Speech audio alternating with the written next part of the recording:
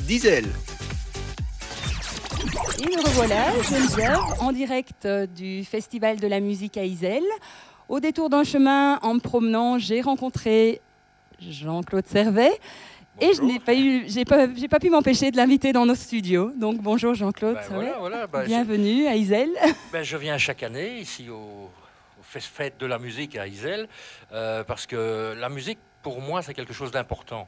Je ne dessine jamais sans musique. Donc en permanence, j'écoute de la musique, des CD plutôt. J'écoute moins la radio parce que c'est moi qui fais mon programme. Donc le matin, j'écoute certaines musiques. Du blues rock, j'aime bien. Voilà, justement, quel genre de musique? J'écouterai jamais ça le matin, mais en fin de journée, oui.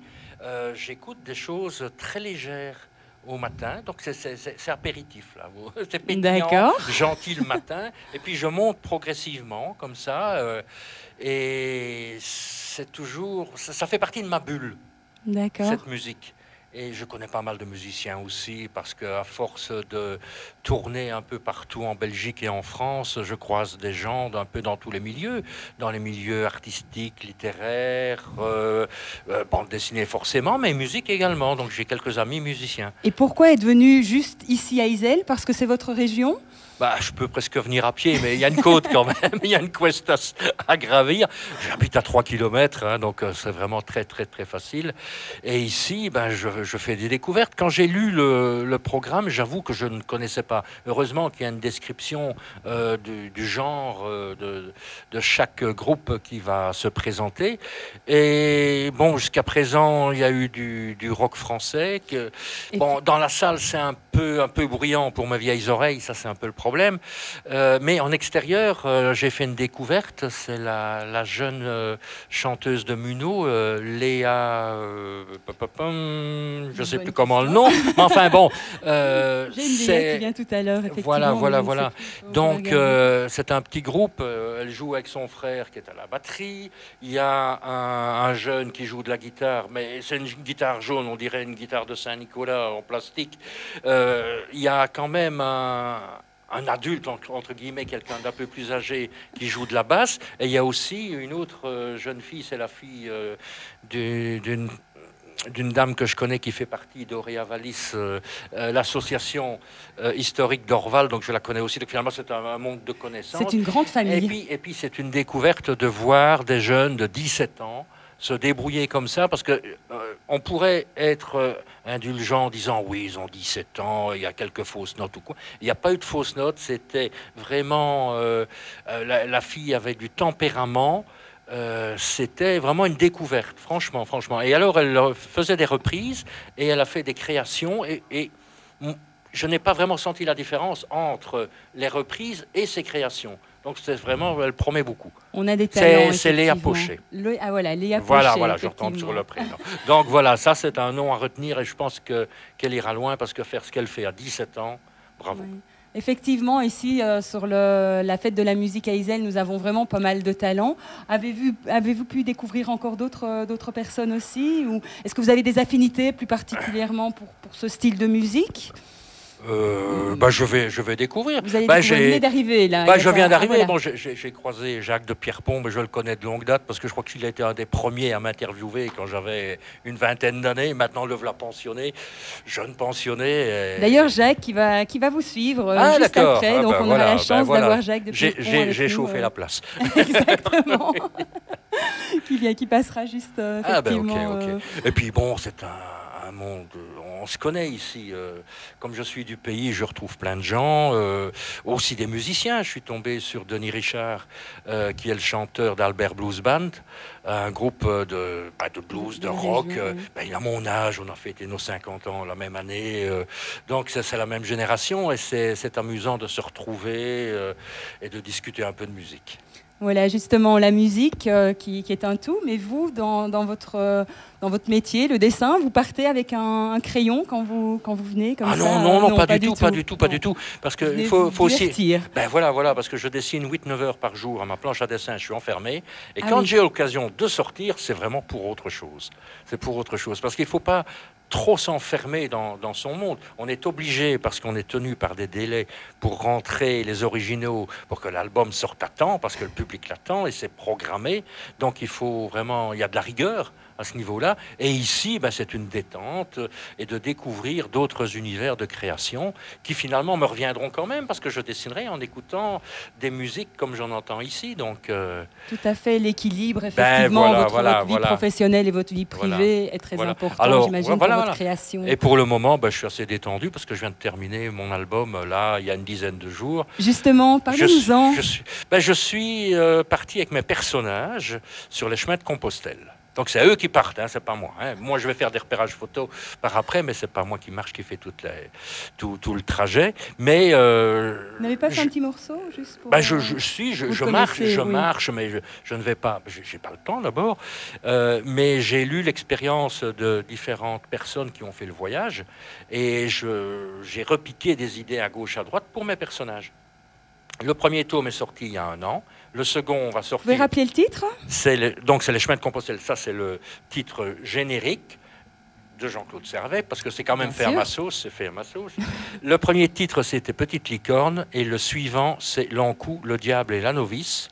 Et il y aura une grosse partie de l'album qui va se dérouler en Bretagne. L'Ankou, le diable et la novice. Voilà, donc pour le mois d'octobre, et vous allez découvrir la Bretagne, qui est assez proche de chez nous finalement, parce qu'il y a un rapport très, très étroit, même si on est éloigné, entre l'Ardenne et les Ardennes françaises et la Bretagne, même s'il y a 800 kilomètres entre nous. C'est une culture celtique, il y a les mêmes racines, il y a un peu les mêmes légendes, avec des variantes, et il y a surtout le même esprit. Et il y a même des rapprochements qui se font entre l'Ardenne et la Bretagne, grâce au musée de Piconru. Il y a des rencontres qui se font entre auteurs et dessinateurs bretons et l'équivalent avec les Ardennes. Oui, ben, tout se regroupe. Voilà, tout se regroupe. Et souvent. Dans ma bande dessinée, ben, je vais aussi un peu jouer cette carte-là. Ah, ça, c'est une très bonne nouvelle. Je suis impatiente de voir ça. Ben voilà, c'est terminé. Parce que il reste encore quelques couleurs à réaliser. Là, c'est pas moi qui l'ai fait. C'est Guy Rêve, qui est mon coloriste.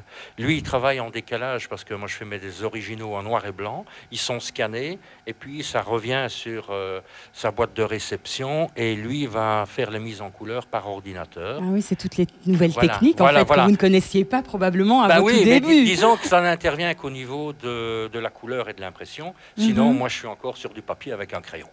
Oui, quand même. Là, je peux pas faire autrement. Ah non, mais il faut que je touche la matière. Faut que je touche la matière. Il y a moyen de faire des choses formidables avec l'ordinateur, mais je ne connais pas. Donc, moi, je continue avec mes vieux outils. Gardez bien votre âme avec les vieux outils, effectivement. Voilà.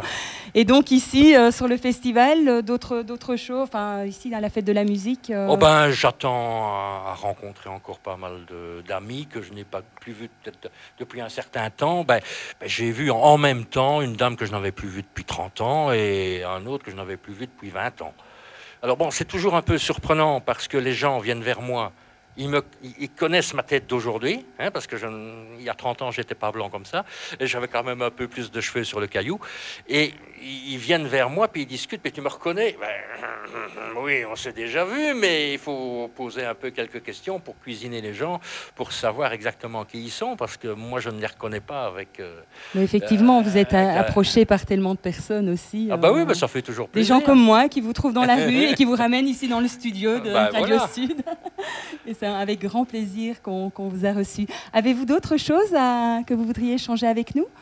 Écoutez, il faudra peut-être que je vous raconte ça à la fin de la journée, parce que je vous dis, je viens d'arriver, donc le monde arrive maintenant. J'étais là quand même assez tôt pour pouvoir voir Léa Pochet. Finalement, on se rend compte quand même que le temps passe vite. Hein. Il est déjà 4h20. On sera vite le soir. Et d'ailleurs, il y a encore plein de choses à voir. J'invite vraiment tous les auditeurs de Radio Sud à venir nous retrouver ici en direct du festival, de la fête de la musique ici à Iselle. Il ne faut pas avoir peur de venir. Il y a des choses qui sont moins abordables que d'autres. Ça s'adresse à tout public. Hein. Il y a eu des concerts qui étaient un peu trop trop bruyant, avec les basses un peu trop. Ça c'est un peu le problème pour les vieilles oreilles comme nous. Comme nous, vous avez raison, pour les miennes aussi. Ah oui, oui, oui. Mais bon, j'ai quand même été surpris parce que j'ai vu Denis Richard et je lui ai dit, ben, ça va, tu supportes cette musique? Parce que lui aussi il fait de la musique assez violente au niveau du son avec son groupe Albert Blues Band. Et puis il rigole, puis il me regarde en coin, puis il retire ses bouchons des oreilles. Donc lui, on voit qu'il a du métier, il sait ce qu'il faut faire. Donc il faudrait presque venir des fois avec des bouchons dans les oreilles et ça filtre les sons et on comprend mieux, on apprécie mieux.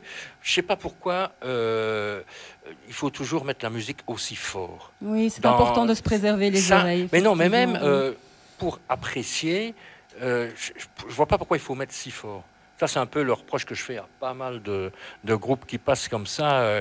C'est de mettre cette musique avec une telle puissance qu'on ne comprend pas bien les paroles, parce que ça devient un peu trop du bruit. On sent que c'est une bonne musique, que c'est quelque chose qui est agréable, qu'on apprécierait, mais de cette manière-là, c'est un peu dommage. Alors, il suffit de sortir de la salle, d'écouter derrière le mur, on entend beaucoup mieux et on comprend mieux les choses, mais on n'est plus dans l'ambiance. Donc voilà, il faut trouver un compromis. Et alors bon, quand je suis dans la salle, ben, j'essaye de trouver l'endroit où j'apprécie mieux la musique. Oui. Jean-Claude Servet, un grand merci d'être venu nous retrouver ici en studio. Pouvez-vous nous rappeler encore une fois le titre de votre c'est les chemins de Compostelle, chez Dupuis. Voilà. Et le titre, c'est L'Ankou, le diable et la novice. Voilà, donc partir du mois d'octobre. Début octobre, voilà. Dans toutes les bonnes librairies. Bien sûr. Etc. Un grand merci. Merci à vous. Bonne journée. Au revoir. Oui.